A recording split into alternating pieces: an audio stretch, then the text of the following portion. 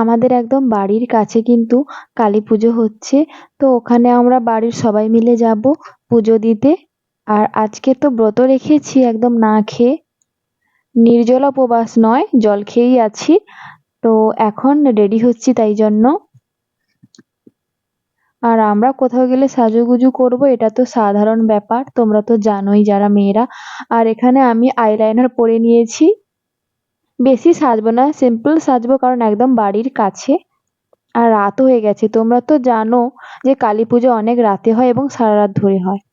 তো এই যে এই শাড়িটা পরেছি কালো রঙের, কালী পুজোতে আমার কালো রং পরতে ভালো লাগে। আর এগুলো হচ্ছে জলপ্রদীপ, আমি তো এই বছর প্রথম দেখেছি, এর আগে উঠেছে কিনা আমি তো দেখিনি। আর কোনো ঝামেলা নেই, দেখো তেল ছাড়া একটু জল দিলেই জ্বলে ওঠে। তো মানে সারাদিন বরের সঙ্গে মানে বরকে হেল্প করতে গিয়ে আমার আর এগুলো জ্বালানো হয়নি। সন্ধেবেলা তো মোমবাতি জ্বালিয়েছিলাম, ওগুলো নিভে গেছে। তাই এই যে রাতে মন্দিরে যাওয়ার আগে এই প্রদীপগুলো বসিয়ে দেব। এগুলো তো বাতাস হলে নিভে যাওয়ার কোনো ব্যাপার নেই, সারা রাত ধরে জ্বলবে।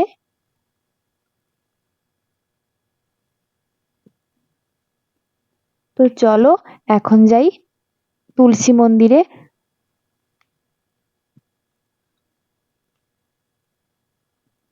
ছোটবেলায় মাটি দিয়ে প্রদীপ বানিয়ে জ্বালাতাম, এখন আর ইচ্ছে করে না কাজের চাপে। তো যাই হোক, একে একে করে আমি সাজিয়ে দিচ্ছি।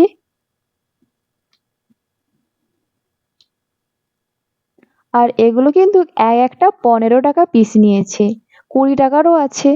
আমার শ্বশুর মশাই আর স্বামী দুজন মিলেই নিয়ে এসছে।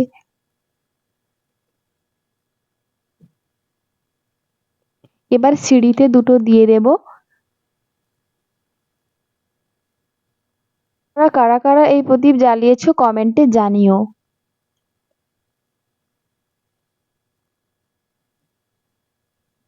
তো আমার এখানে জ্বালানো মানে বসানো হয়ে গেছে। এখন যাব বাড়ির ভেতরে, ছাদে কিছু বসাতে হবে। তো এখন দরজা লাগিয়ে দিচ্ছি, কারণ ওইখানে পুজো মণ্ডপে সবাই বাড়ির সবাই চলে গেছে। এই যে দাদা এলো আর আমি দরজা লাগিয়ে দিচ্ছি। তারপর দেখো সিঁড়িতেও 2-3টে বসিয়ে দেব, আমার কাছে আর বেশি নেই।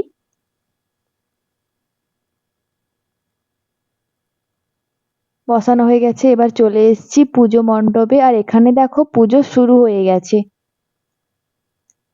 এই যে কালী ঠাকুর কেমন হয়েছে জানিও।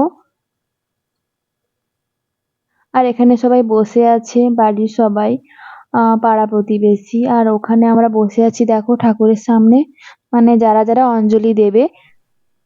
অঞ্জলি দিয়ে আমরা বাড়ি এসেছি কিন্তু রাত 3টার সময়।